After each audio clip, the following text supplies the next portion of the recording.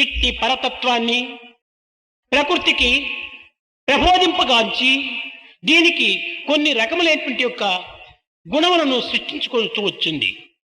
In order to make this immortal divinity clearer to people who are having a natural limitation, certain qualities have been described. అవి సత్వ రజో తమో గుణములు.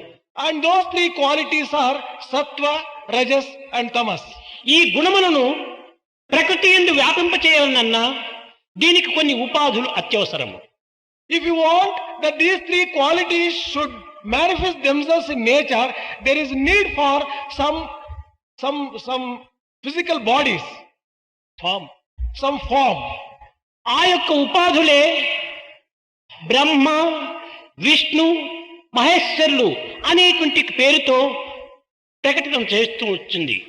Those very forms are Brahma, Vishnu and Maheshwara.